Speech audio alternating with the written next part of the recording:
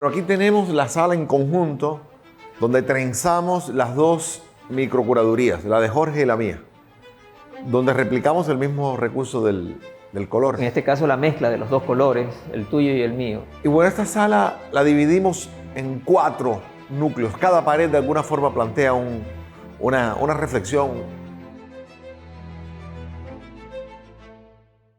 Y bueno, Galo Galecio nos comparte acá y Espinel algunos personajes claves. Enrique Gil Hillenberg, tenemos el escritor, poeta Abel Romeo Castillo, tenemos a Encio Patay, tenemos a Nicolás Kidman, el poeta Pedro Jorge Vera, Nela Martínez, Pedro Saad, Manuel Rendón Seminario, el artista, que también es importantísimo para este relato de la Escuela de la Pintura de Guayaquil, Carlos Ceballos Menéndez, tenemos el propio Segundo Espinel, que a su vez está aquí dibujando a Pareja Díaz Canseco. Y este espacio que nos faltaría acá es Galo Galecio por Galo Galecio. O sea, aquí tenemos una caricatura que hace Galo Galecio sobre sí mismo, un autorretrato en caricatura que contempla entonces estos personajes que de alguna forma también es la propia historia del pensamiento y de la cultura de la ciudad. Esto parte de una propuesta de un artista joven de acá de Guayaquil, que es Osvaldo Terreros, ¿no? Él me propuso trabajar sobre un personaje guayaquileño, Eusebio Macías. Es un proyecto que no logramos terminar y lo hemos montado aquí como una mirada de lo político en la ciudad. Está el trabajo de Saidel del lado de acá, ¿no? Que parte de unas caricaturas de Luis Peñarrera de personajes políticos, y del otro lado está el cuadro que es un retrato presidencial de Eusebio Macías. He realizado un retrato presidencial ya en el pasado. Formalmente me pidió cuando estaba en la presidencia Alfredo Palacios que le pinte un retrato. Podríamos decir que este es un retrato pintado por un pintor oficial de retratos presidenciales, entre comillas, ¿no? Hay también las fotografías de la investigación que ha hecho Osvaldo para este proyecto. Esta pieza de Osvaldo Terreros y de su movimiento GRCB es interesante porque es una entrada a la pintura que tiene que ver con el trabajo de archivo. La recuperación de caricaturas de prensa, de fotos, o sea, documentos, todos son impresiones de fotografías sobre papel salado. Y cómo a partir de esta convocatoria que ya hace algunos años atrás el proyecto de Osvaldo Terreros a Jorge, van saliendo tanto sus pinturas, como yo le digo, de retrato presidencial, como también estos dibujos, ¿no? Para este proyecto yo hice varias caricaturas. Particularmente me interesa mencionar porque se trata de una cita a un cuadro que tiene Tábara.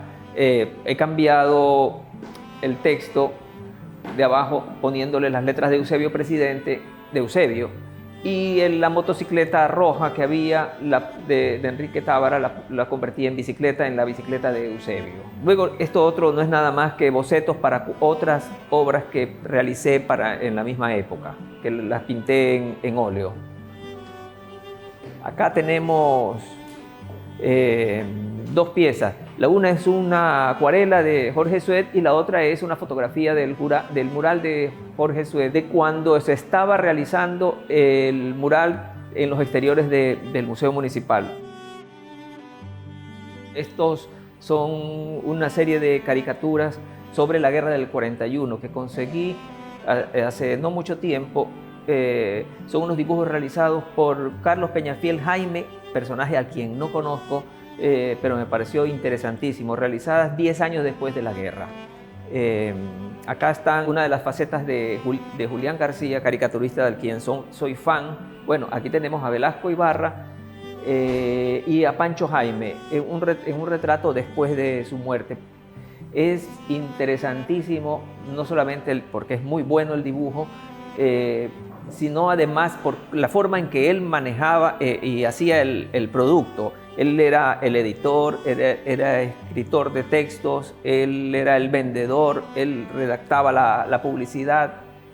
Acá pues el Pibe Bolaños, un futbolista conocido del Barcelona. también de Julián García. Lo que a mí me encanta es esta caricatura. Sí, este es uno de los hallazgos de la investigación en esa interacción permanente y fluida que hemos tenido con la reserva del Museo Municipal, en este caso Jorge y yo, como artistas, junto con la curadora Lupe Álvarez, y eso permite estas cosas, ¿no? Que aparezcan de pronto un dibujo que llevaba desde los años 50 guardado, que no había sido exhibido, que es este dibujo de Teobaldo Constante de 1955. Personal de la Superintendencia de Bancos de Guayaquil, que además tiene un detalle muy curioso, y es que en la parte de atrás del dibujo, de esta acuarela, están todos los nombres de cada uno de esos personajes que están ahí. Porque Teobaldo fue una figura clave en la caricatura y sobre todo luego ya en publicaciones como El Guante, por ejemplo. Y cuando El Guante es censurado o cerrado producto de la Revolución Juliana de 1925, posibilita que luego, al quedarse sin empleo, pasa por una gestión con el doctor Trujillo, que era el rector del Colegio Vicente Rocafuerte en ese momento. Teobaldo entra como docente y es una figura importante porque hace el puente con lo que tenemos en esta pared, que es esa mirada, ese recorrido de los 100 años de la enseñanza artística en la ciudad de Guayaquil. Por un lado tenemos a Enrico Pasciani, tenemos a Antonio Belolio y tenemos a José María Roura Osandaberro. Español, Pasciani italiano y Belolio, hijos de italianos, nacido en Guayaquil, nacido en el Ecuador, que sería el eslabón que abre el segundo hito de 1941. Alrededor de la figura de Pasciani y todo este grupo se crea lo que se conoce como un movimiento Aller-Framan, que fue muy importante en la década del 30. Y ya en el contexto de la Segunda Guerra, previo a la Segunda Guerra, en el año 39, vamos a tener, producto también de esos azares del destino, la llegada a Guayaquil de un artista como Hans Michaelson y su esposa Elsie. Y aquí vemos dos Hans Michaelson, dos miradas del mismo sitio, en este caso al fondo el cerro Santa Ana, visto desde el río y visto aquí desde el último piso de la clínica Guayaquil. Se supone incluso que esta figura femenina que está acá sea Araceli Gilbert, quien es la persona que recibe a Hans Michaelson cuando llega por el Puerto de la Libertad, que muchos de los jóvenes artistas guayaquileños de la década del 40 y de la Segunda Escuela de Bellas Artes del 41, dirigida por Alfredo Palacio, van a identificar como el profesor más influyente.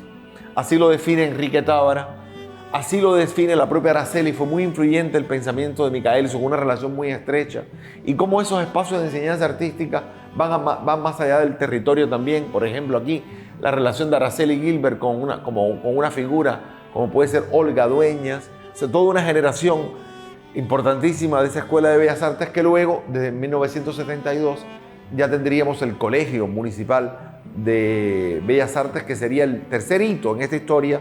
En 1972, el Colegio Juan José Plaza, del cual luego Jorge tendrá una experiencia directa en su propia formación artística. Decía Saidel de la importancia de la transmisión de conocimientos, no solamente dentro de las aulas, sino también fuera de ellas, ¿no? Parecido ocurre con Hernán Zúñiga, a quien yo personalmente conocí en la década de finales de los 70 e inicios de los 80, y visitaba junto con otros de mis compañeros, que luego algunos de ellos fuimos parte de la Artefactoría.